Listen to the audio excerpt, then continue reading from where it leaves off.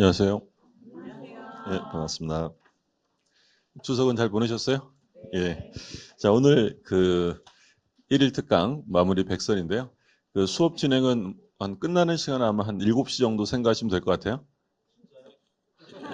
예, 그 정도. 예. 그 정도 하고 그 문제는 그 가끔 이제 질문하시는 것 중에 이거 100문제 중에 몇 문제 맞춰야 되는 거냐 이런 질문 하시는 경우 가끔 있는데 근데 이건 모의고사가 아니에요. 그래서 아주 난이도가 떨어지는 것들은 아예 문제에 실지 않았기 때문에 실제 이제 우리 시험 보면 그 상중하가 3대 4대 3 이렇게 배치하도록 돼 있지만 요건 그런 게 아니니까 뭐 점수가 안 나왔다고 실망하시고 이런 거 아닙니다. 이제 마무리 정리한다고 생각하시면 되고 바로 이제 문제 볼게요. 자, 1번 문제 보시면 32회, 33회 연속으로 이 단독행위에 관한 종류를 묻는 게 출제가 됐었는데 뭐 기초적인 내용이죠. 상대방 있는 단독행위에 해당하는 것을 고르라고 돼 있어요. 우리가 이제 상대방 없는 단독행위는 뭐가 있었냐면 유제포 있었잖아요. 그러면 상대방 있는 단독행위는 여기 공유지분 포기랑 그리고 또 뭐 있어요? 취득수익 포기. 그래서 유언유증, 유언이나 유증, 재단법인 설립행위 그리고 소유권의 포기 이렇게 해서 유제포 상대방 없는 단독행위고 조심하시라고 한 게 포기란 말이 들어가 있지만 취득시효 이익을 포기하는 거나 공유지분 포기는 상대방 있는 단독행위에 해당이 되죠. 공유지분 포기한다는 건 다른 공유자들이 존재한다는 것이고 그리고 취득시효 이익의 포기는 누구한테 하는 거야? 이러면 7시에 못 끝나고 완성 당시 소유자. 그러니까 취득시효가 완성되면 그 등기 청구의 상대방도 완성 당시 소유자고요. 그 취득시효 이익의 포기의 상대방도 누구냐면 완성 당시 소유자가 된다라고 했죠. 그래서 뭐 가볍게 확인하실 내용이고 그럼 이제 100문제긴 한데 몇 개 좀 추가된 게 있긴 해요. 틀린 것을 찾으라고 되어 있는데 여기서 이제 묻고자 하는 건 법률행위는 이행의 문제에 따라서 우리가 두 가지로 나눴죠. 채권행위가 있었고 처분행위가 있었어요. 그러니까 채권행위라는 건 이행의 문제를 남기기 때문에 뭐라고도 불렀냐면 의무부담행위다라고도 불렀어요.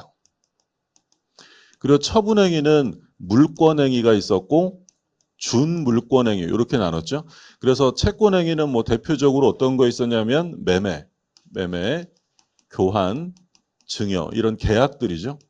매매, 교환, 증여 계약 이런 계약을 하면 앞으로 이행의 문제가 남는 것이고 그러면 처분행위라는 건 이행의 문제가 남지 않는데 물권행위는 뭘 처분하는 거예요? 말 그대로 물권. 그래서 뭐 소유권 이전 행위, 저당권, 지상권, 전세권 설정 행위 이런 건 물권행위가 되고 그 준물권행위라는 것은 처분은 처분인데 물권이 아니라 대표적으로 뭐 채권을 처분한다. 채권양도 채무 면제 이런 것들을 우리가 준물권행위라고 불렀죠. 다만 이제 주의하실 점은 요 채권행위를 무권리자가 했을 때 무권리자의 채권행위는 유효예요, 무효예요? 유효죠. 나중에 이행을 하면 되니까. 근데 무권리자의 처분행위는 무효가 됩니다. 그래서 처분행위는 아무나 할 수 있는 것이 아니라 처분 권한이 있는 사람만 할 수 있다라고 했죠. 그러니까 채권 양도나 채무 면제는 처분행위인데 처분행위 중에서 어디에 속하는 거야? 준물권행위에 속한다라고 했고 그 2번 보시면 이행 의무부담 행위는 다른 말로 하면 채권행위죠. 얘는 이행의 문제가 남는다라고 했어요. 3번 타인 소유물에 관하여도 의무부담 행위, 채권행위죠. 매매계약을 유효하게 체결할 수 있고요. 저당권 설정행위, 저당권 설정행위는 채권행위예요, 처분행위예요? 처분행위죠. 의무부담 행위다라고 하면 틀리죠. 4번이 정답이고 5번 처분행위가 유효하기 위해서는 처분권과 처분 능력이 있어야 한다. 구별하시라고 했던 내용이에요. 자, 그 다음에 2번.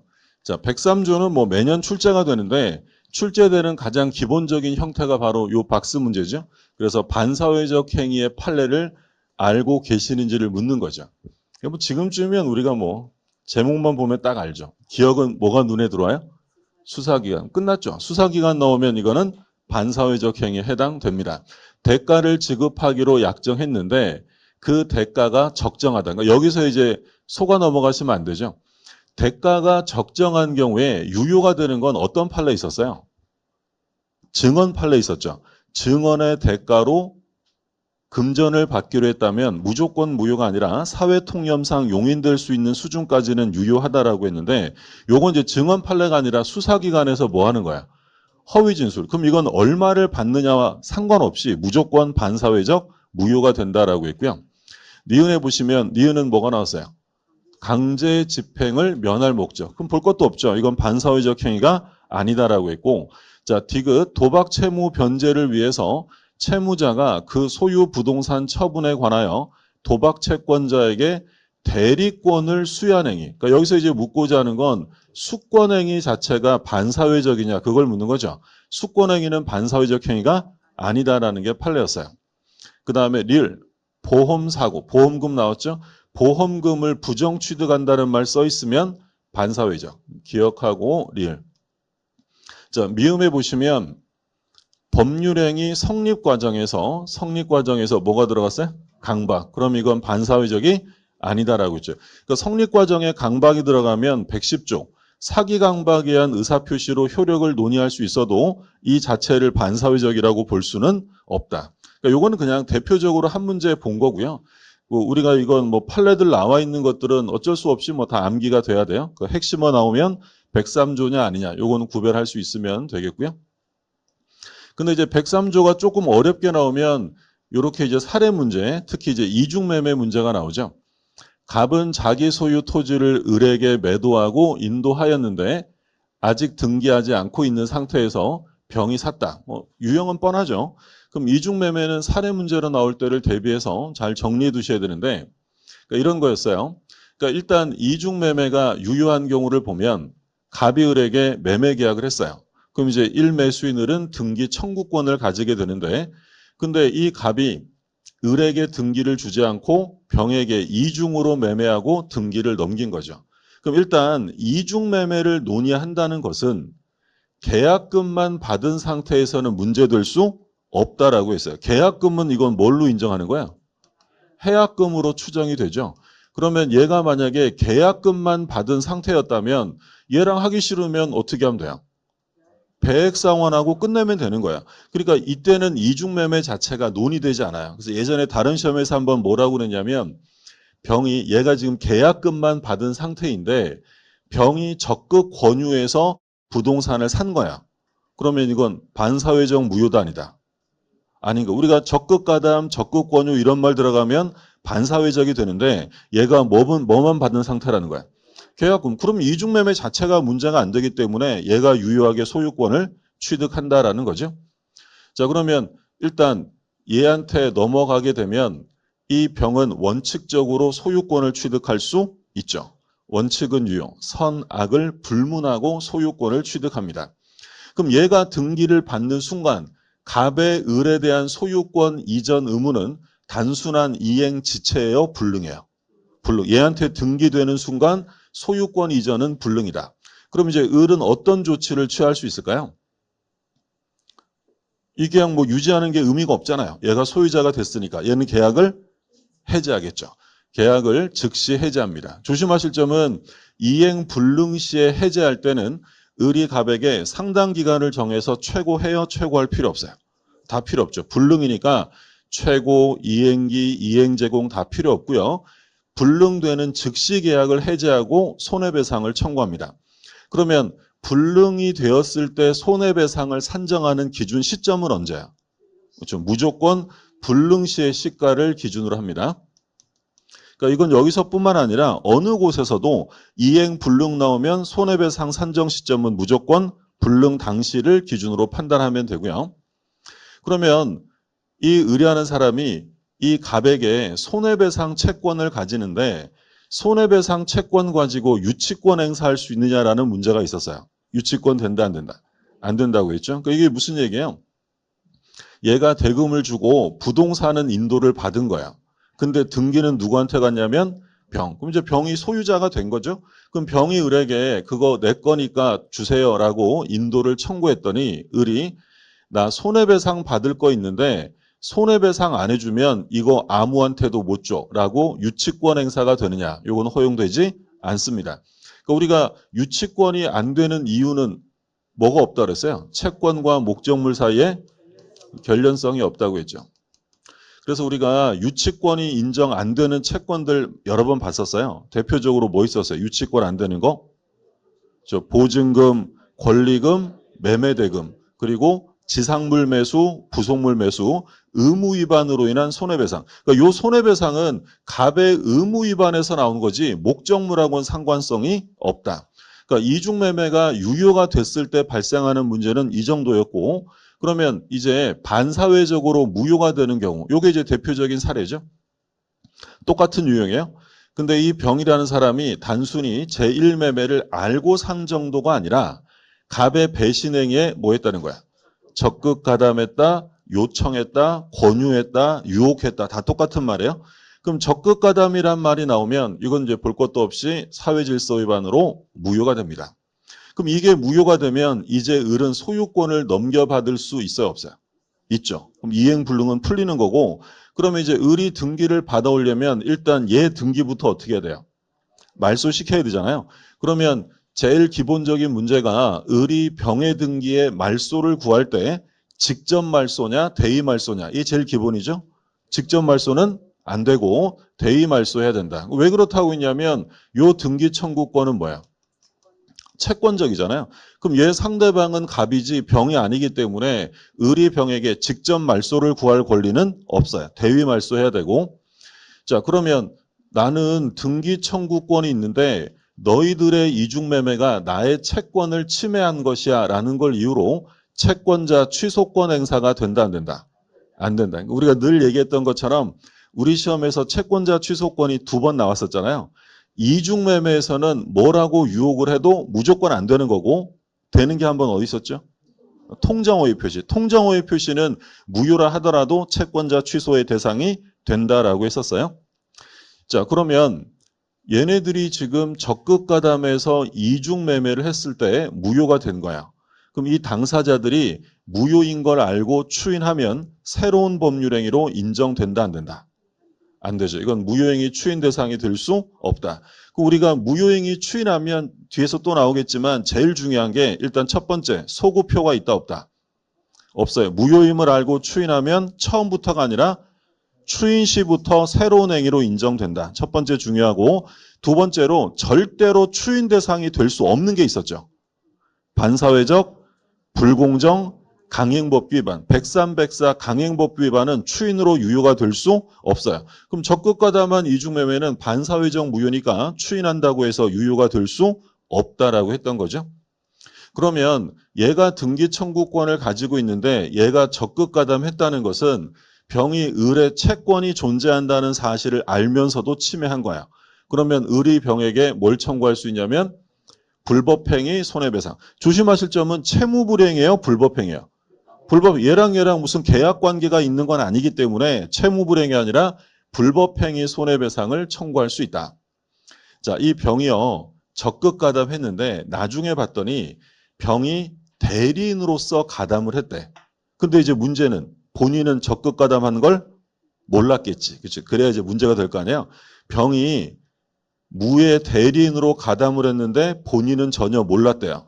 그러면 본인은 소유권 취득할 수 있다, 없다? 없어요. 본인 무가 몰랐어도 무효. 왜 그렇다고 했냐면 우리 대리파트에서 나온 것처럼 대리인이 법률행위를 했을 때 의사표시의 흠결이나 하자는 다 누구를 기준으로 한다? 대리인. 기준은 대리인이니까 본인이 몰랐어도 대리인이 가담했다는 말 써 있으면 반사회적 무효예요. 그럼 마지막으로 우리 시험에서 가장 정답 지문으로 많이 출제된 건 병이 정한테 팔았을 때요. 제3자죠. 근데 이 정은 병이 적극 가담했다는 걸 전혀 모르고 샀대요.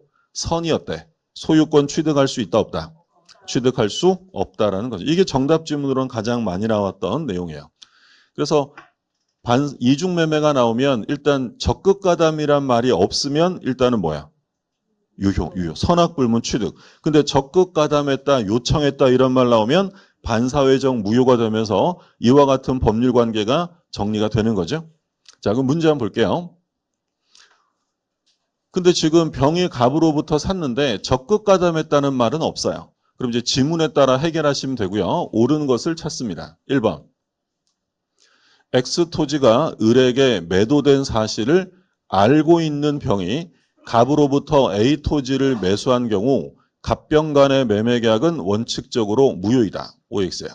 틀렸죠? 단순히 알고 있다고 해서 무효가 되는 건 아닙니다. 선악불문 유효하고요. 2번. 선의의 병이 을에 대하여 X 토지의 명도를 청구한 경우, 그러니까 소유자인 병이 을한테 그 부동산 줘라고 청구한 거죠. 그러면 을은 갑에 대한 손해배상 채권을 피담보 채권으로 유치권을 주장할 수 있느냐? 할 수 없다. 유치권 안 된다고 했고요. 3번. 제2매수인 병이 매도인의 배임행에 뭐가 났어요?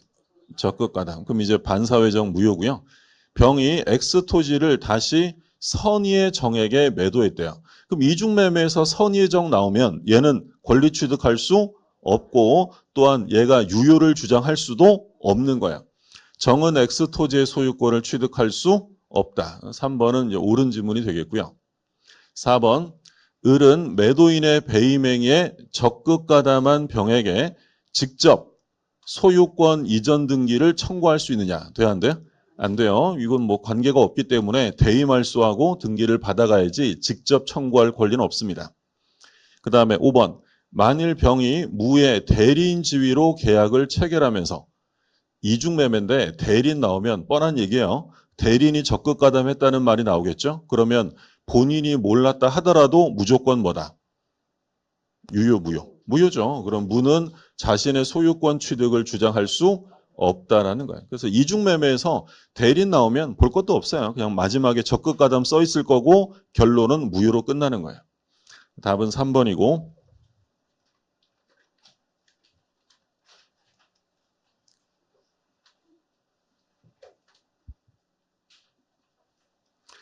자, 4번 볼게요. 옳은 것입니다. 104조가 나오죠. 1번. 불공정 법률행위에 해당하는지 여부는 그 법률행위를 한 때를 기준으로 판단해야 한다. 계약 시, 법률행위 시를 기준으로 판단한다. OX예요. 맞는 거죠. 그렇죠? 그래서 이행기를 기준으로 하는 것이 아니라는 점 조심하시고 그래서 이제 우리가 그런 판례 봤었죠. 계약 체결할 때는 현저한 불균형이 아니었는데 계약 체결 이후에 사정이 변화되면서 가격차가 현저해졌다. 그래서 일방이 아주 큰 피해를 본 거예요. 그러면 불공정이다 아니다?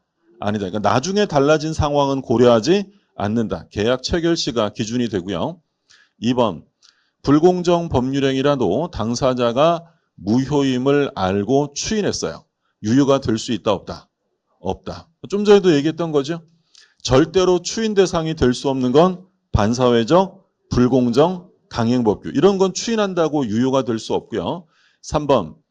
불공정 법률행위가 인정되기 위해서 반드시 폭리자에게 피해자의 궁박이나 경솔 무경험을 알고서 이를 이용하려는 의사가 있어야 할 필요는 없다. 있어야 돼, 없어도 돼? 반드시 있어야 되죠. 틀렸고.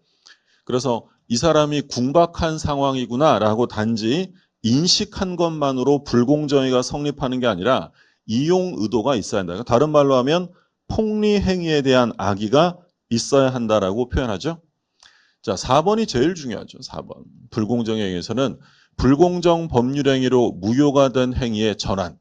이건 뭐예요? 무효 행위의 전환. 인정된다. 그렇죠? 우리가 알박기 사건에서 본 것처럼 불공정 행위로 무효가 된 경우에 추인은 안 되지만 뭐는 된다고 했냐면 전환은 된다. 그 다음에 5번. 증여 나왔네요. 그럼 증여 나오면 불공정위가 될 수 있다 없다? 없죠. 그래서 우리가 불공정위가 될 수 없는 대표적인 건 증여하고 뭐 있었어요? 경매. 그 증여는 대가가 없는 편무계약이죠. 일방적으로 주는 거니까 불공정을 논할 수 없는 것이고 경매는 법률 행위예요. 법률 규정에 의한 거야. 법률 규정이죠. 정확하게 말하면 이제 공경매를 말하는 거고 법률 규정이니까 불공정한 법률 행위라는 말 자체를 쓸 수가 없는 거야. 자, 그러면 정답은 1번이었고 추가 문제 하나 보시면 틀린 것인데 1번 불공정 법률행위의 요건을 갖추지 못했어요. 그러면 반사회적 행위가 될 수 없다. 될 수도 있죠. 1번 정답이고요. 그러니까 이제 요 1번 판례는 뭘 얘기를 하는 거냐면 104조의 법률상 지위에 관한 문제죠. 그러니까 우리가 103조를 공부했습니다. 그럼 103조는 수많은 것들이 있었어요.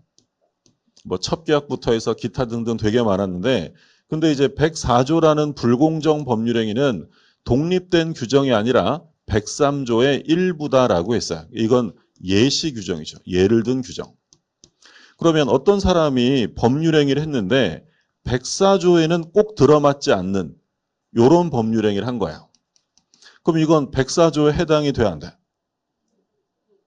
아니 104조가 되려면 그림을 잘 보세요. 요 파란색의 요건을 갖춰야 104조라고.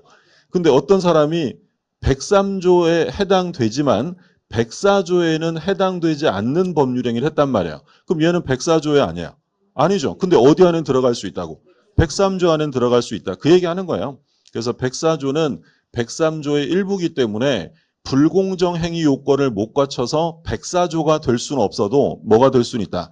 103조 반사회적 행위가 될 수는 있다라고 했어요. 이해되셨어요? 예.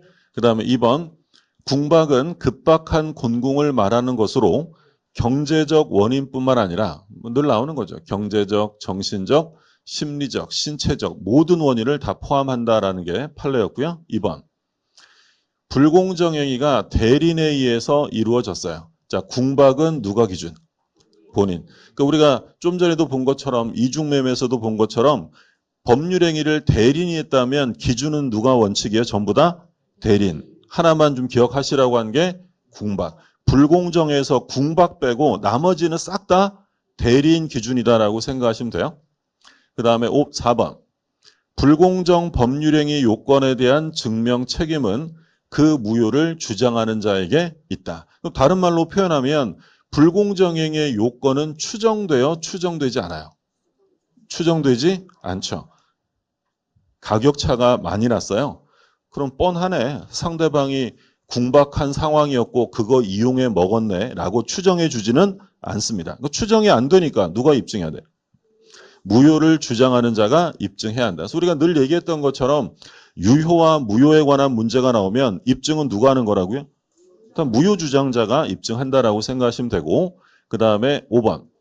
자, 공경매에 대해서는 불공정이 적용될 수 없다라고 했죠. 증여와 경매는 적용이 안 되고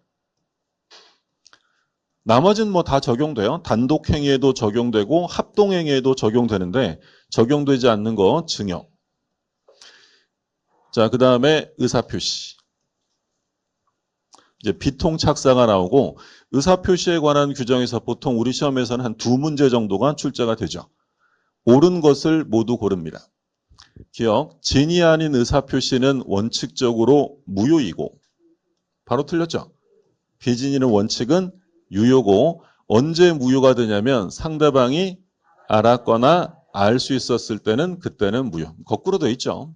제일 기초적인 지문이고 그리고 이제 하나 조심하실 점 비진이에서 상대방이 진이 아님을 알았거나 알 수 있었을 경우에는 이를 취소할 수 있다. OX예요. 취소가 아니라 뭐라고요? 무효. 우리 시험에서 27회, 33회 2번 냈어요. 진이 아님을 상대방이 알았다면 취소할 수 있다. 취소가 아니라 뭐라고요? 무효. 그 다음에 니은. 표의자가 강박에 의해서나마 증여하기로 하고 그럼 뻔하잖아요. 강박으로 증여했대.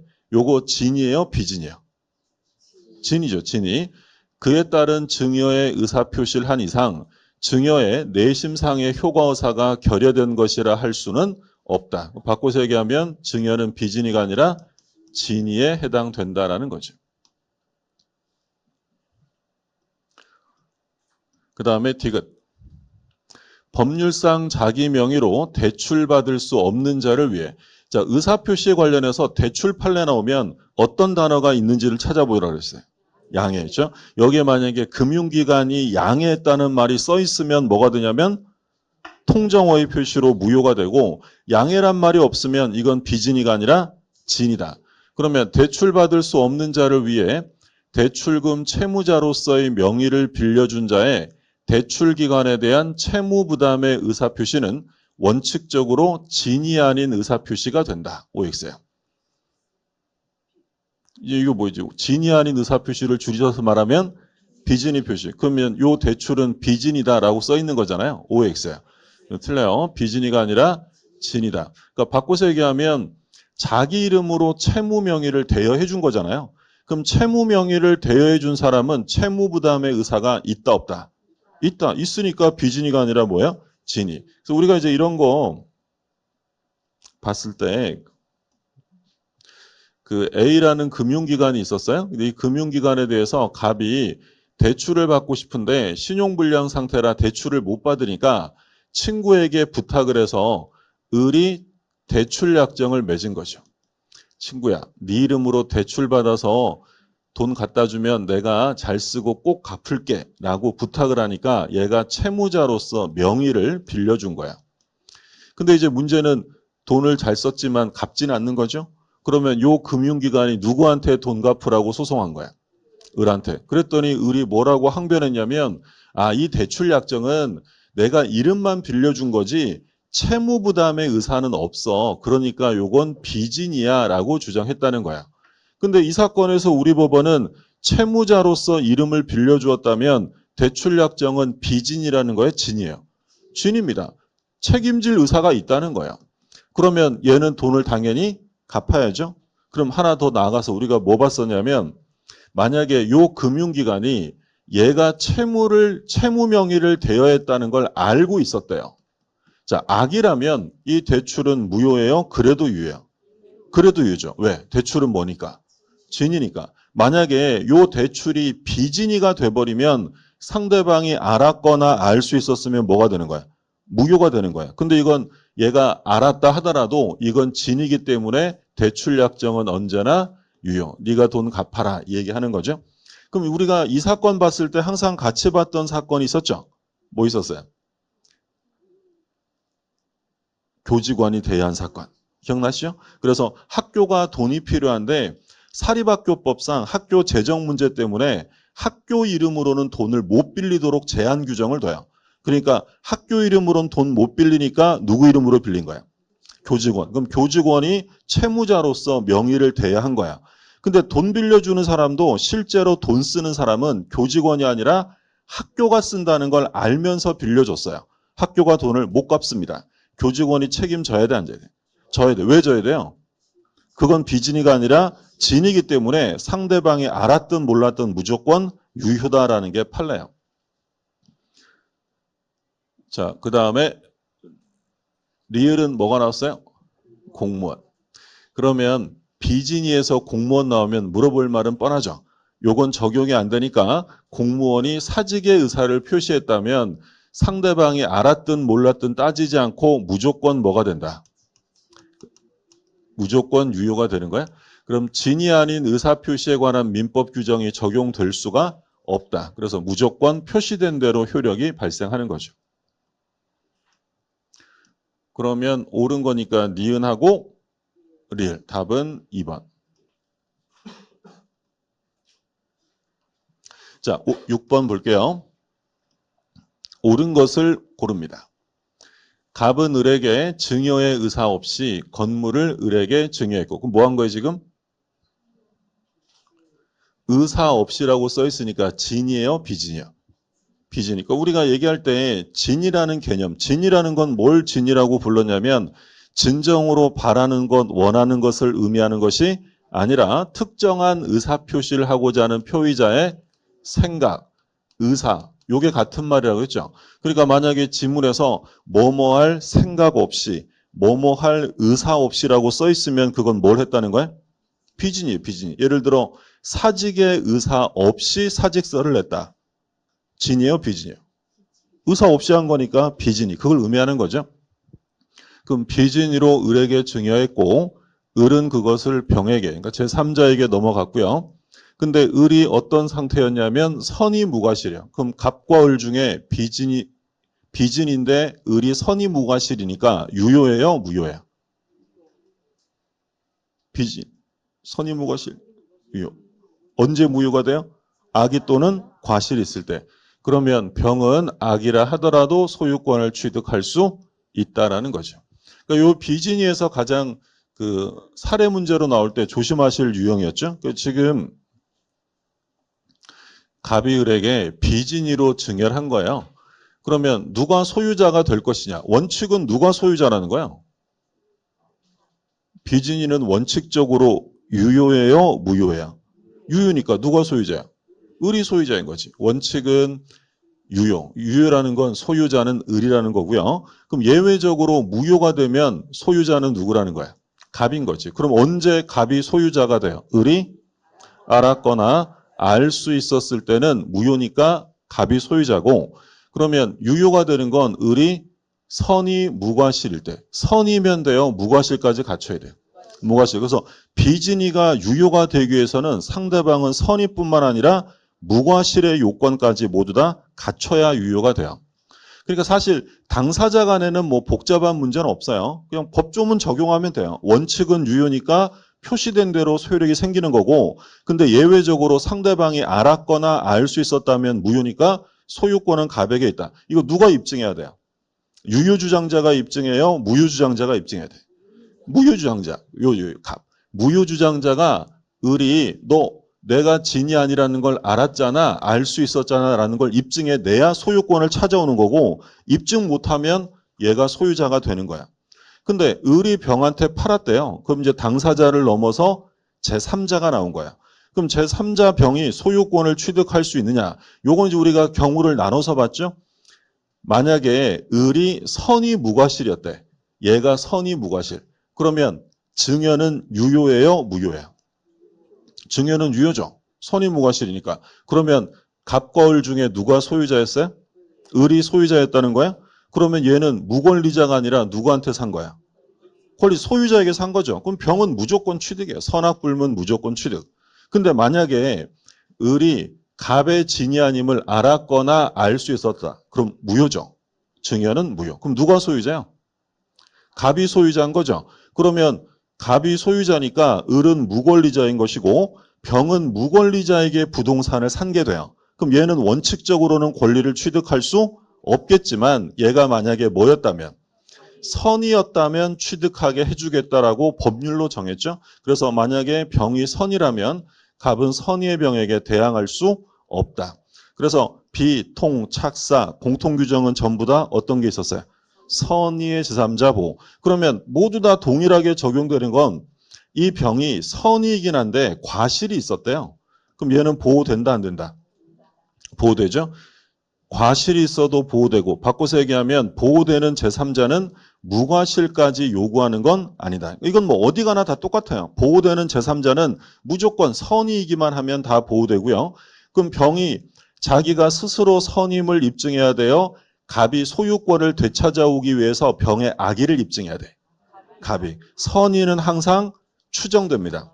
그러니까 얘는 가만히 있어도 선의로 인정해주기 때문에 병이 스스로 입증할 것이 아니라 갑이 병의 악의를 증명해야 한다. 요게 이제 비진이 표시에서 만약에 사례 문제가 나온다면 요 형태밖에 없으니까 요 법률 관계는 잘 봐두시고요. 그러면 보시면 갑이 을에게 비진이로 증여했는데 을이 어땠다는 거예요? 선이 무과실. 그러면 누가 소유자라고요? 을이. 그러면 병은 소유자에게 산 거잖아요. 그럼 얘는 선이냐 악이냐 따질 필요 없이 무조건 병은 소유권을 취득합니다. 기억은 옳은 지문. 니은. 진이란 표의자가 진정으로 바라는 사항을 말하는 것이지. 틀렸죠? 진정으로 바라는 것, 원하는 것을 의미하는 것이 아니라 특정한 내용의 의사표시하는 표의자의 뭘 말한다? 생각. 그렇죠? 거꾸로 돼 있으니까 틀렸고. 디귿. 학교법인이 그 학교의 교직원 명의로 금융기관으로부터 금전을 차용했다. 자, 좀 전에 말씀드린 판례네요. 교직원 명의로 돈을 빌렸어요. 실제로는 누가 돈 쓸 건데? 학교가. 근데 명의대여자의 의사표시가 비진이냐 진이냐가 문제인 거죠. 비진이가 아니다. 진이죠. 진이. 진이니까 주채무자로서 책임이 있다. 그러니까 누가 책임지라는 거야? 교직원이 책임을 져야 한다. 옳은 지문. 그 다음에 리을. 진이 아닌 의사표시는 계약에 한하여 적용되면. 틀렸죠. 비진이 표시는 상대방과 짜고 하는 거야? 혼자 하는 거야?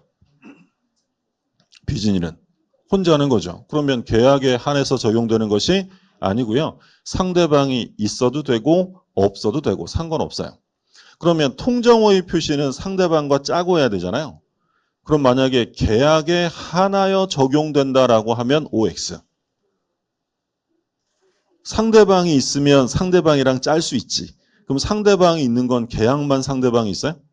단독행위도 뭐가 있어요? 상대방 있는 단독행위. 그러니까 통정호의 표시는 상대방 있는 단독행위까지만 적용되고 상대방 없는 단독행위는 원칙적으로 적용되지 않는 거야. 근데 비진이는 그런 거 가리지 않아요. 다 적용돼요. 상대방 있든 없든 다 적용되고요. 틀렸습니다. 그래서 옳은 건 기억과 디귿. 답은 1번.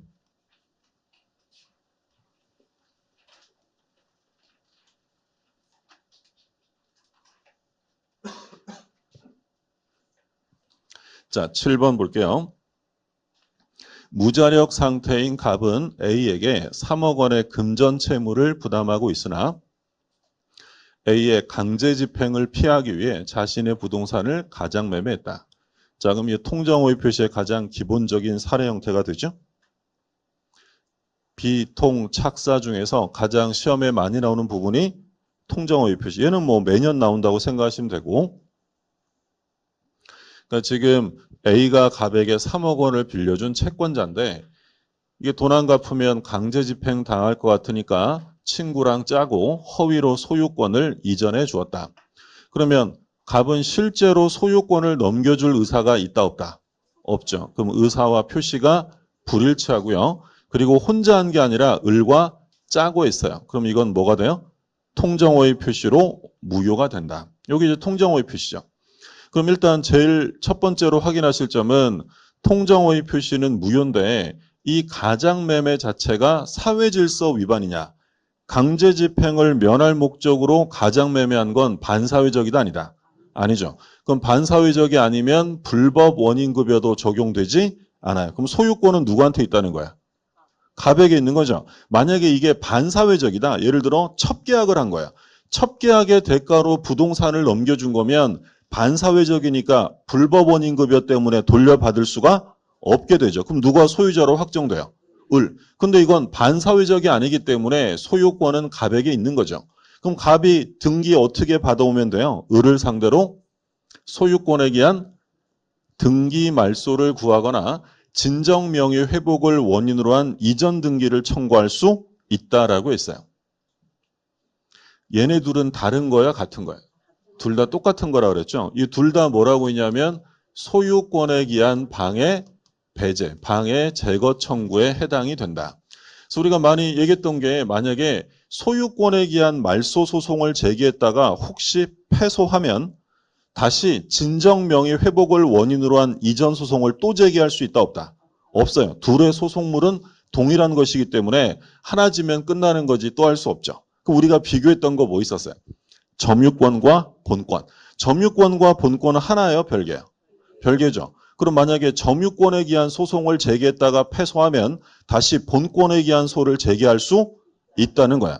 점유의 소와 본권의 소는 서로 영향을 미치지 않는다라고 규정하는 거죠. 그러면 이 A가 야 너희들의 가장매매는 나의 채권을 침해하는 것이야 라는 걸 이유로 채권자 취소권 행사할 수 있다 없다? 있다. 그렇죠? 아까 어디서는 안 된다 그랬어요. 이중매매는 뭐라고 꼬드겨도 안 되는 거고 통정호의 표시에서는 채권자 취소권의 대상이 된다. 지금 이 시점에서 걔는 안 되고 얘는 왜 되고 이게 궁금하지 않죠? 예. 궁금해도 얘기 안 할 거예요. 이제 그거 따질 때가 아니라 되냐 안 되냐만 구별하시면 돼요. 그러니까 이유는 시험에 안 나와. 왜 안 나오냐면 채권자 취소권 자체가 시험 범위가 아니에요. 그래서 결론만 시험에 나와요. 되냐 안 되냐만 구별하시면 되고. 자, 그러면 요 을이 이제 병에게 팔았어요. 그럼 이제 당사자를 넘어서 제3자가 나온 거죠. 그러면 이 병은 소유자에게 산 거예요? 무권리자에게 산 거야? 무권리자에게 산 거니까 원래는 권리를 취득할 수 없어야 돼요. 그런데 108조 2항에서 얘가 만약에 뭐라면 선이라면 소유권을 취득하게 해주겠다라는 거죠. 그럼 얘가 선이면 소유자가 되잖아요. 그러면 갑은 소유권을 찾아올 수가 없게 되죠. 그럼 갑은 이제 어떻게 해야 돼? 을한테 부당이득 반환 또는 손해배상으로 금전적 보상을 받는 것이지 소유권은 이제 병에게 확정 귀속됩니다. 선의의 제3자에게 대항할 수 없다. 근데 이제 하나 더 추가로 봤던 게 선의의 병이 소유권을 취득할 수 있는데 죄송합니다. 얘가 소유권을 취득할 수 있는데 얘가 스스로 이거 허위 표시니까 무효야라고 주장할 수 있다 없다. 있죠. 얘가 선의의 병이 스스로 무효를 주장하는 건 가능하다. 그래서 우리가 늘 얘기했던 것처럼 무효는 주장할 이익이 있으면 누구든지 주장할 수 있다라고 얘도 주장할 수 있는 것이고 그럼 뭐 똑같은 내용 나옵니다. 얘가 과실이 있다 하더라도 소유권 취득에 지장 없다라고 했고 그리고 선의는 모두 추정되기 때문에 스스로 입증할 것이 아니라 갑이 병의 악의를 입증해 내야 한다라고 했고요. 자, 그럼 이제 병이 정한테 팔았는데 선의의 병이 악의의 정에게 팔았어요. 그러면 얘가 소유권을 취득하니까 뒷사람은 악의라 하더라도 권리 취득할 수 있다 없다? 있죠. 그렇죠? 권리자에게 샀으면 무조건 선악불문 취득이에요. 그럼 거꾸로 얘가 악이고 정이 선이에요. 그러면 악의의 병은 권리 취득할 수 있다 없다? 없죠. 얘 누구만 보호한다 그랬어요? 선이. 그럼 전득자 정이 선이면 얘는 취득할 수 있다 없다? 있다라고 했어요. 그러니까 병만 제3자가 아니라 그 승계인 전득자도 제3자이기 때문에 얘가 선이라면 권리 취득할 수 있다라고 했어요. 그러면 우리가 이제 통장호의 표시는 요 사례 문제가 시험에 많이 나오고 또 많이 나왔던 것 중에 뭐가 있냐면 통장호의 표시에서 보호되는 제3자에 속하느냐 속하지 않느냐를 물었었잖아요. 그러면 우리가 허위 표시 제3자는 새롭게 이해관계를 맺으면 다 보호하니까 뭐라고 써있으면 보호한다 그랬어요. 뭐뭐 한 자, 받은 자, 받은 자랑 같은 말 양수인, 양수인. 이런 말 써있으면 그냥 이해관계가 있으니까 전부 다 보호되는 제3자에 속해요. 근데 이제 하나 조심하시라고 한 건 뭐뭐 한 자라고 써있지만 보호되지 않는 사람이 있었어요. 누구 있었어요? 뭘 승계한 사람? 당사자의 지위를 승계한 자. 당사자의 지위를 승계한 자. 다른 말로 하면 계약을 인수한 자죠. 계약 인수한 자.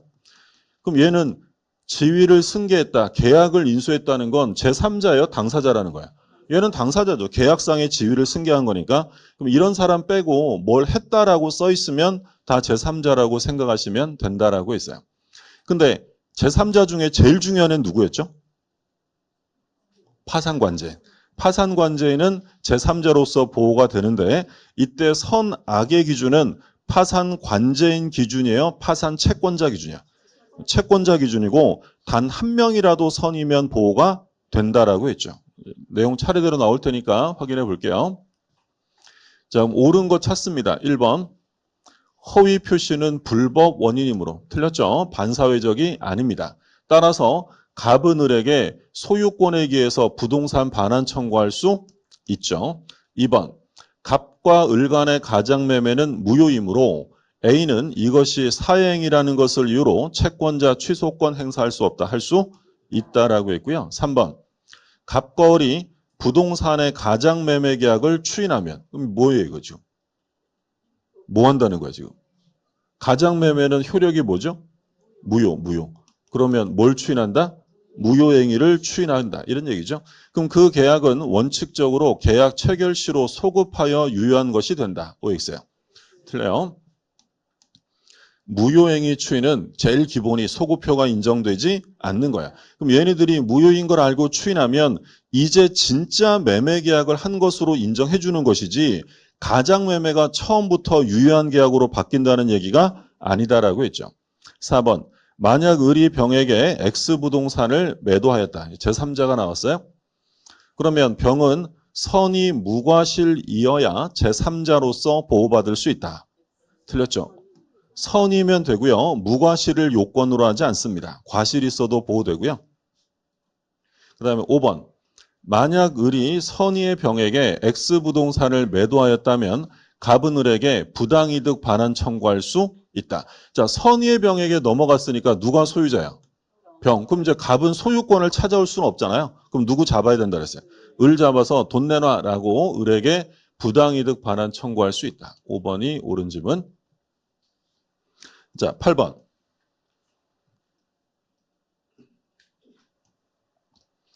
올해 간평 문제요. 제3자 해당하지 않는 사람을 찾으래요. 그럼 1번 뭐 했어요? 계약상 지위를 이전받은 자. 제3자 아니야.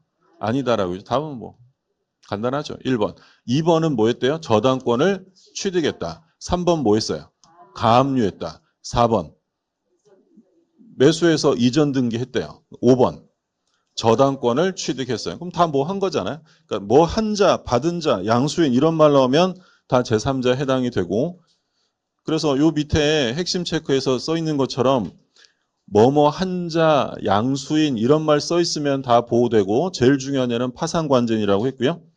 그럼 보호 안 되는 사람은 그냥 뭐뭐뭐의 채권자, 채무자 이렇게만 써 있으면 제3자가 될 수 없죠. 뭘 한 게 없으니까. 그럼 만약에 지문에 채무자라고 써 있는데 앞에 변제한 채무자라고 써 있어요. 변제한 채무자. 그럼 여기서 중요한 말은 어떤 말이 중요한 거야? 변제한, 뭐 했다는 거죠? 그러면 제3자가 되는 거야. 근데 뭐 했다는 말이 없는 한 단순한 채권자, 채무자, 수익자, 대리인 이런 사람들은 제3자가 될 수 없고, 특히 조심하실 점은 얘죠. 지위를 양수한 사람, 계약을 인수한 사람은 제3자가 될 수 없다라고 했어요. 작년에 우리 시험에 여기 출제가 됐죠. 출제되고 바로 올해 간평에서 똑같이 출제했어요. 확인하시고. 그 다음에 9번. 갑소유 토지에 대해서 매매 계약을 체결했는데 옳은 것을 찾습니다. 옳은 것. 을이 갑에 의하여 뭐가 나왔어요? 유발. 유발하면 뭐가 떠올라야 돼요? 뭐 안 떠오를 수도 있죠. 일단 그러면 여기서 묻고자 하는 건 동기의 착오입니다. 내용의 착오가 아니라 법률 행위를 하게 된 동기의 착오는 원칙적으로 취소된다 안 된다? 동기의 착오는 취소할 수 없죠. 근데 동기의 착오를 가지고 취소할 수 있는 경우가 있었어요? 동기가 표시가 되면. 그러면 동기를 내용으로 하자라고 합의까지 해야 돼요? 합의는 필요 없어요. 합의는 필요 없고 뭐만 되면 되냐면 표시. 자, 그런데 어떤 말이 나왔다? 유발. 상대방이 동기의 착오를 유발시켰대요. 그럼 이제 모두 필요 없다. 표시도 필요 없다. 그럼 뒤에 그 말 나와야 돼요. 그 동기를 표시한 경우에 하나요. 틀렸습니다. 1번 틀렸고, 그러니까 동기의 착오는 여기까지는 꼭 정리하셔야 돼요. 다시 동기의 착오는 원칙적으로 취소가 된다 안 된다? 안 돼요. 언제 된다고요?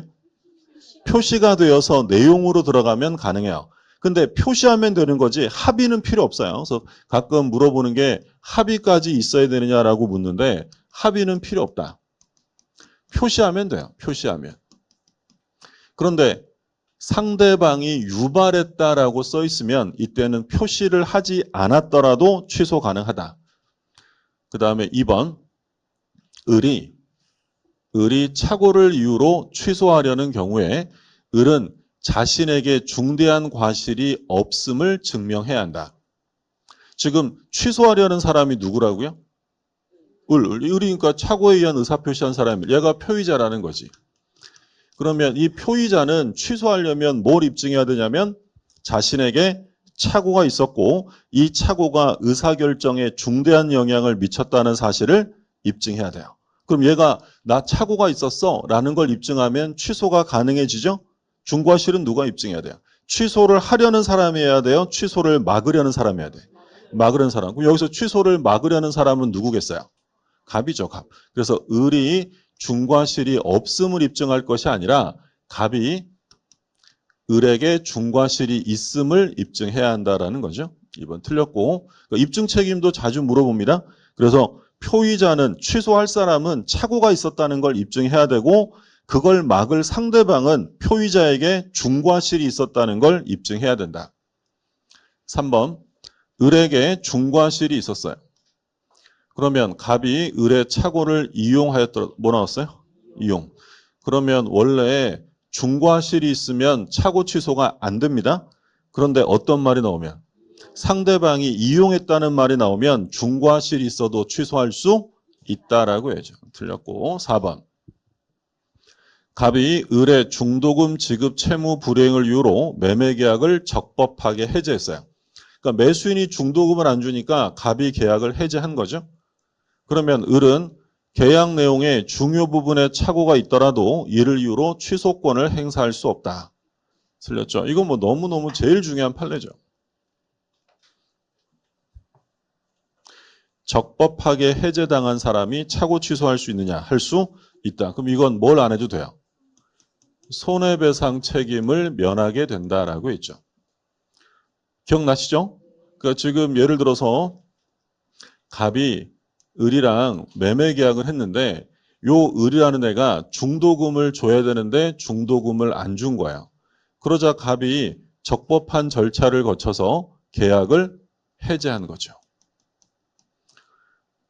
자, 그러면 을의 채무 불이행을 이유로 계약이 해제된 거니까 을은 해제당하고 이제 뭘 해줘야 돼요? 손해배상을 해야 되는데 근데 나중에 봤더니 을이 중요 부분에 착오가 있었다는 거예요.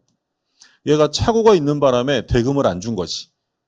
취소하려고. 그런데 얘가 먼저 해제를 해버렸다면 얘는 이제 착오 취소 못해요. 나중에라도 할 수 있다는 거야. 할 수 있다. 그럼 요걸 인정해주면 얘는 이제 뭘 안 해도 된다. 손해배상 책임에서 벗어날 수 있게 된다. 그래서 이미 해제된 법률행위를 취소할 수 있느냐? 할 수 있다. 매우 중요한 판례고. 그 다음에 5번.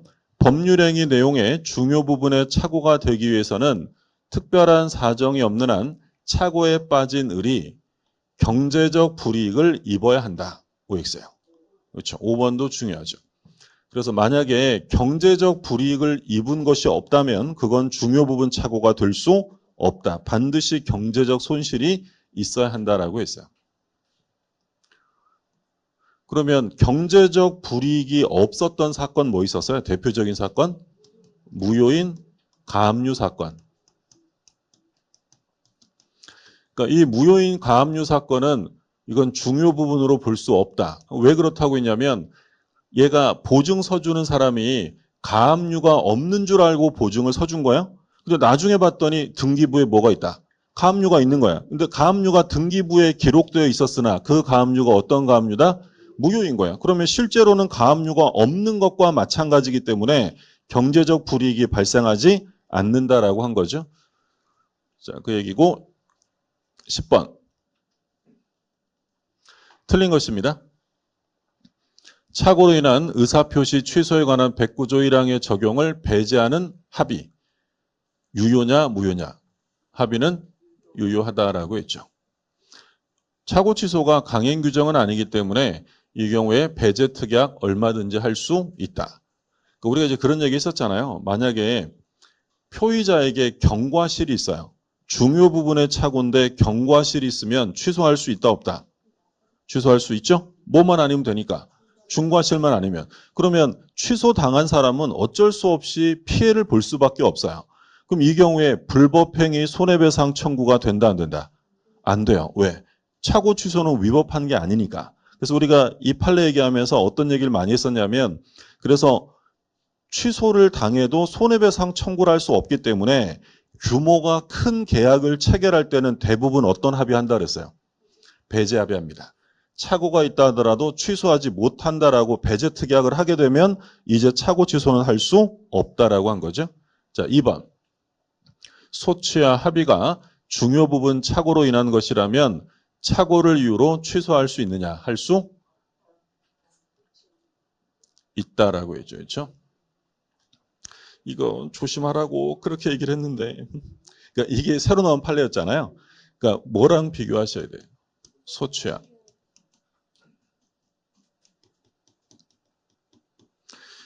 이 의사표시에 관한 규정은 공법행위와 소송행위에 적용되지 않아요.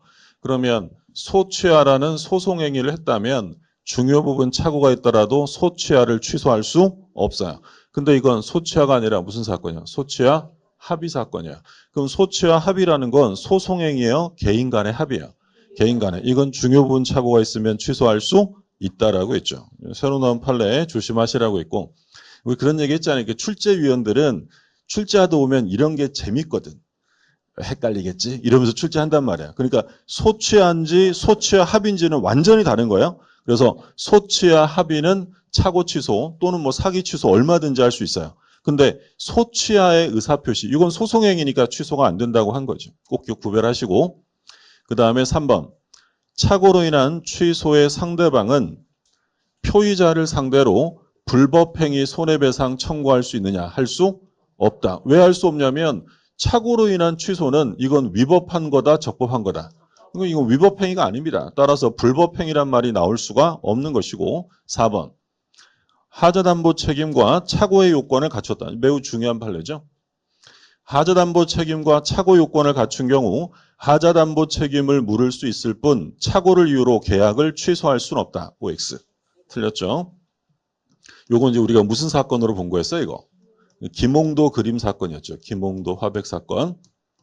그러니까 김홍도 그림인 줄 알고 샀는데 사고 봤더니 가짜예요. 그럼 진품과 위품의 착오니까 중요 부분이죠. 착오 취소 가능하고 하자 있는 걸 샀으니 하자담보 책임을 물을 수도 있어요. 그러면 하자담보 책임과 착오 취소가 경합하면 하자담보 책임이 우선 적용되는 게 아니라 선택할 수 있다. 그러면 하자담보 책임을 묻지 않고 착오 취소할 수도 있다라고 했죠. 중요하고. 그러니까 우리 시험에서 이렇게 한번 물었어요. 하자담보 책임과 착오 취소가 경합하는 경우에 하자담보 책임이 성립하는 범위에서는 착오 취소가 인정되지 않는다라고 써 있으면 틀려요. 그러니까 아무리 하자담보 책임이 성립했다 하더라도 중요 부분에 착오가 있으면 뭐 할 수 있다? 취소할 수 있다. 이 차이점은 뭐 때문에 그렇다 그랬어요, 이거? 제척기간이죠. 하자담보 책임은 제척기간이 얼마예요? 6개월. 그럼 만약에 하자담보 책임이 우선 적용된다라고 하면 6개월 넘으면 아무런 책임을 못 묻는 거야. 근데 착오 취소, 이 취소는 제척기간 어떻게 돼요? 추인할 수 있는 날로부터 3년, 법률행위한 날로부터 10년 이렇게 된다라고 했죠. 그 다음에 5번.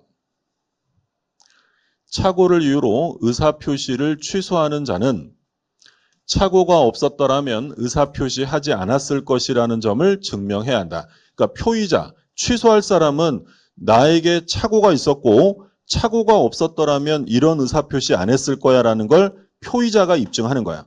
그러면 이 취소를 막을 상대방은 뭘 입증한다고요? 중과실. 근데 너 중과실 있잖아 라고 상대방은 취소를 막기 위해 중과실을 입증하는 거고 취소를 할 사람은 자신에게 착오가 있었다는 사실을 증명해야 한다라는 게 판례였고 그러면 틀린 거는 답은 4번이었어요. 4번. 자, 11번. 틀린 것을 고릅니다. 상대방이 불법으로 해악을 고지했어요. 해악을 고지하는 걸 뭐라고 한다 그랬어요? 강박. 강박이 되려면 해악의 고지가 있어야 돼요. 근데 해악을 고지했는데 표의자가 이로 말미암아 공포심을 느끼지 않았답니다. 그럼 이건 강박에 의한 의사표시도 아니다. 아니다라고 했죠. 인과관계가 없잖아요. 얘가 의사표시했을 때 공포심에 의한 의사표시를 했어야 강박에 의한 의사표시다. 우리 그런 얘기 많이 했죠. 예를 들어 어떤 사람이 협박을 했는데 인과관계가 있어야 되는데 이때 인과관계는 일반인 기준이었어요? 표의자 기준이에요? 표의자. 이거 주관적인 거예요. 그러니까 다른 사람들은 아무도 겁을 안 먹었는데 저만 겁을 먹고 의사표시했다면 취소할 수 있어요. 남들이 중요한 게 아니라 당한 사람 입장이니까. 근데 제가 의사표시한 원인이 공포심에 의해서 해야죠. 어떤 애가 협박을 하는데 안 무서워. 안 무섭고 그냥 불쌍해. 측은지심에서 싸게 팔아주면 그건 강박에 의한 의사표시가 아닙니다. 인과관계가 없으면 강박에 의한 의사표시가 될 수 없어요. 틀렸고 자 2번. 2번은 어떤 말이 눈에 들어와요? 박탈. 박탈 나오면 뒤에 뭐 확인하시면 돼요? 무효. 그러니까 의사결정의 자유가 강박으로 제한되는 정도면 취소 사유예요. 근데 제한을 넘어서 아예 의사결정의 자유가 박탈되었다면 이건 그냥 무효다. 자, 디귿은 뭐예요?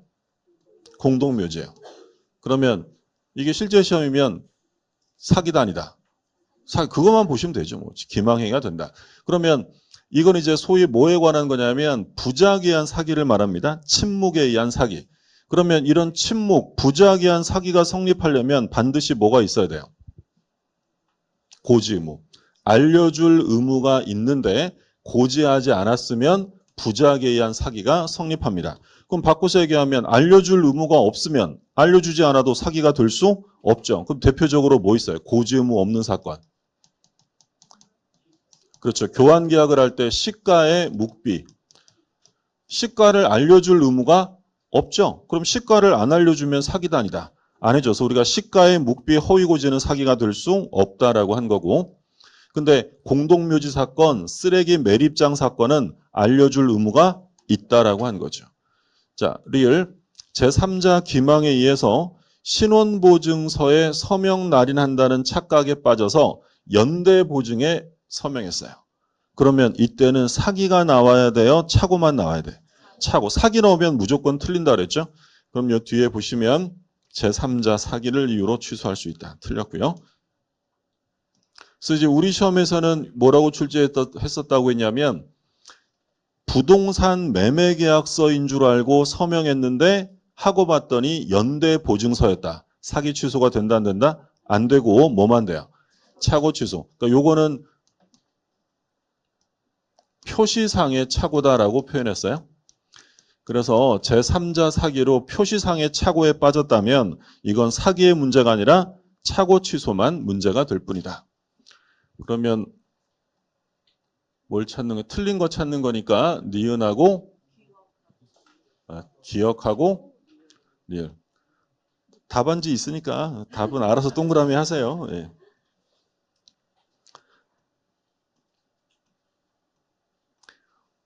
오타는 없을 거예요. 정답에.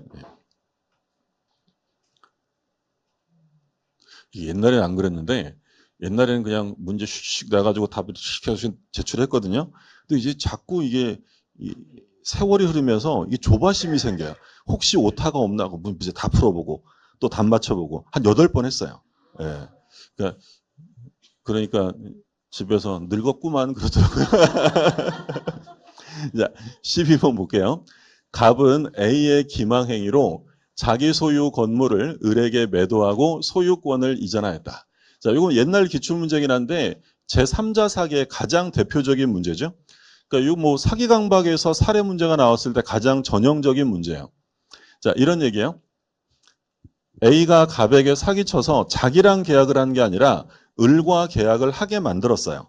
그러면 계약의 상대방은 A가 아니라 누구예요? 을이죠, 을. 그러면 사기친 사람은 누구냐면 제3자예요. 이게 제3자 사기죠. 그럼 이 경우에 갑이 사기당했다고 해서 이 계약을 언제든지 취소할 수 있다라고 하면 누가 예상치 못한 피해를 봐요? 을이. 그러니까 110조 2항에서 제3자 사기의 경우에는 갑이 언제든지 취소가 아니라 을이 그 사실을 알았거나 알 수 있었을 때 하나여 취소 가능합니다. 그럼 만약에 을이 A의 사기 사실을 전혀 알 수 없었대요. 선의 무과실이면 취소할 수 없는 거예요. 가장 기본적인 지문, 제3자 사기의 경우에 갑은 상대방이 그 사실을 알았을 경우에 하나여 취소할 수 있다. OX예요. 알았을 때 하나는 게 아니라 알았거나 알 수 있었을 때 한해서 취소가 가능하다라고 했어요. 그래서 알았거나 알 수 있었다면 취소 가능하고, 그럼 이거는 얘를 위한 규정을 둔 거예요. 그럼 여기서 조심하실 점은 사기를 쳤는데 상대방 없는 행위를 하게 만들었어요.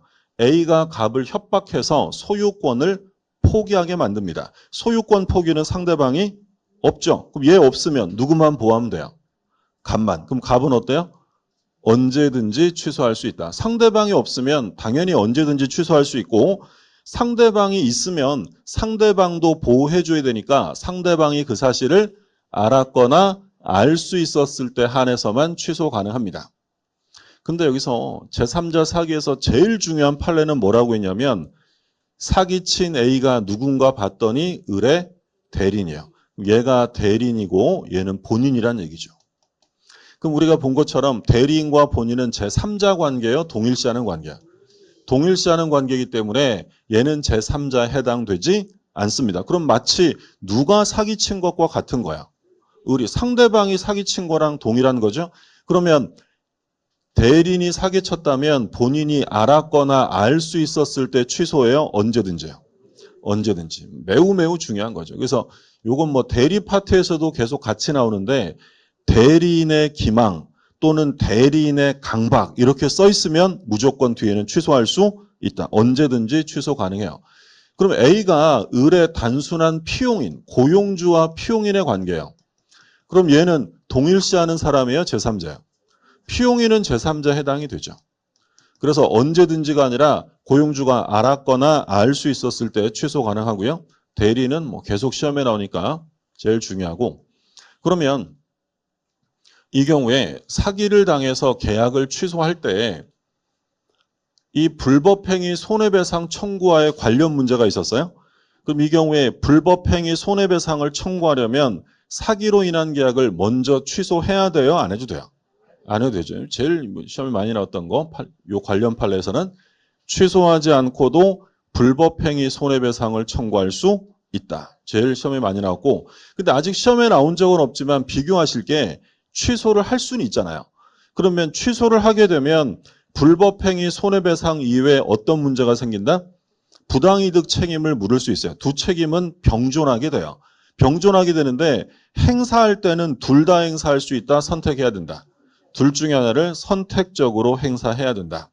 그래서 시험에 많이 나왔던 건 요건 꼭 기억하시라고 했고, 자 마지막으로 을이 병에게 팔았어요. 그러면 이 계약이 취소되더라도 만약에 병이 선이라면 갑은 선의의 병에게 대항할 수 없다라고 했고요. 그러면 얘가 취소한다면 취소는 A에게 하는 거예요? 을에게 하는 거야? 우리 이제 취소 가면 취소의 상대방 나오잖아요. 그럼 취소의 상대방은 예외 없이 언제나 법률행위의 상대방이에요. 갑은 누구랑 계약했어요?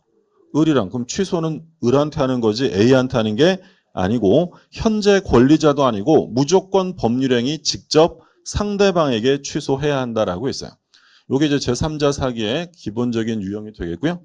그 문제 확인해 보시면 갑이 사기당한 사실을 을이 알 수 있었대. 알 수 있었대. 그럼 취소할 수 있다 없다? 있다. 알았거나 알 수 있었을 때 그럼 취소할 수 있다라고 해야죠. 그럼 2번. 자, 제일 중요한 겁니다. 만약 A가 을의 대리인이었어요. 그럼 을이 선의무과실이다. 이런 거 볼 필요 없죠. 무조건 계약을 뭐 할 수 있다? 취소할 수 있다. 2번은 옳은 지문. 3번. 갑이 A를 상대로 불법 행위를 원인으로 하는 손해배상을 청구하기 위해서 을과의 계약을 취소해야 되느냐? 취소할 필요 없죠. 그 다음에 4번. 을이 건물 하자에 관하여 계약 체결 당시에 선의무과실이었어요. 그러니까 부동산을 샀는데 건물에 뭐가 있었다는 거야? 하자. 그러면 하자담보 책임을 물을 수 있는지를 묻고 있네요. 그럼 하자담보 책임의 경우에는 어때야 돼요? 선의무과실이죠. 그럼 선의무과실이면 하자담보 책임 물을 수 있다라고 해야죠. 그 다음에 5번. 을이 병에게 양도했어요. 그럼 이제 누가 나온 거야? 제3자. 그러면 을과의 계약을 취소하더라도 그 효과를 선의의 병에게 주장할 수가 없죠. 선의의 병은 보호된다. 비통착사 다 공통적이었고요. 답은 2번이고 한 문제만 더 보고 쉴게요. 13번. 의사표시 효력 발생에서 틀린 겁니다. 1번. 표의자가 과실 없이 상대방을 알지 못한 경우에 의사표시는 민사소송법 공시송달 규정에 의하여 송달할 수 있다. 뭐에 관한 규정이에요? 공시송달. 그럼 공시송달에서 제일 중요한 말은 뭐죠? 과실 없이. 조심하시고. 만약에 표의자가 과실로 상대방을 알지 못했다. 이런 경우에는 공시송달 효력 인정하지 않아요. 그러니까 상대방이나 그의 소재를 모르는 데 대해서 과실이 없어야 한다는 점 기억하시고, 그 다음에 2번. 상대방이 현실적으로 통지를 수령하거나 그 내용을 안 때에 도달한 것으로 본다. 틀렸죠? 현실 수령 필요 없고요. 알 필요 없다. 그러니까 도달이라는 개념을 묻는 거죠. 도달이라는 건 상대방의 지배권 내로 들어가서 뭐 할 수 있는 상태. 요지 가능한 상태. 그러니까 요지 가능한 상태면 도달로 인정하기 때문에 자기가 꼭 직접 받을 필요 없고요. 동거 가족이 받아도 뭘로 보는 거야? 도달로 보는 거고, 그리고 내용을 알지 못했다 하더라도 요지할 수 있는 상태면 도달로 인정하는 거예요. 3번. 상대방이 정당한 사유 없이 뭐 나왔어요? 수령 거절. 자, 수령 거절도 도달로 인정할 수 있다라고 했죠. 다만 이제 도달로 인정되는 상태는 통지 내용을 알 수 있는 객관적인 상태. 이걸 뭐라고 부르는 거야? 요지 가능한 상태, 노인 때 도달로 인정한다라고 했어요. 4번. 미성년자에게 매매계약의 취소의 의사표시가 도달했어요. 미성년자는 도달을 주장할 수 있느냐? 할 수 있죠. 그러니까 미성년자가 주장하는 건 상관없고요. 미성년자에게 주장할 수는 없죠. 그럼 미성년자가 받았으면 얘는 수령 무능력자란 말이죠. 그럼 얘한테 주장할 수 없는데 언제부턴 주장할 수 있어요? 이 제한 능력자의 법정 대리니까 이제 갑이 을에게 의사표시를 했는데 이 을이 18살의 미성년자예요. 그럼 미성년자에게 도달의 효력을 주장할 수 있느냐? 못하는 거죠. 얘는 수령 능력이 없는 애니까. 근데 미성년자가 아저씨 나는 받았어 라고 주장하는 건 상관없어요. 근데 이 미성년자나 제한 능력자에게 주장할 수 없는데 언제부터 할 수 있냐면 이 아이의 법정 대리인이 도달을 안 후에는 주장할 수 있다. 그러니까 뭐랑 혼동하시면 안 되냐면 만약에 표의자가 의사표시를 발송하고 제한 능력자가 됐어요. 누가 제한 능력자가 됐다고요? 표의자. 그러면 뒤에 뭐라고 써 있어야 돼? 효력을 주장할 수 없다요. 영향을 미치지 않는다. 영향을 미치지 않아요. 완전히 유효한 건데 받은 사람이 제한 능력자면 수령 능력 없는 자에게 도달시킨 거니까 주장할 수 없는 게 원칙이야. 그런데 이 법정 대리인이 알게 되면 주장할 수 있고요. 자, 등기 나왔네요. 등기. 우편물이 등기 취급의 방법이나 내용 증명으로 보내졌어요. 그러면 반송되지 않는 한 뭘로 인정한다? 도달로 인정한다. 그럼 구별하실 점은 일반 보통 우편의 경우에는 반송되지 않았다고 해서 도달로 인정될 수는 없다라고 했죠. 그러면 틀린 거니까 2번. 2번이 정답. 자, 좀 쉬었다가 대리 들어갈게요.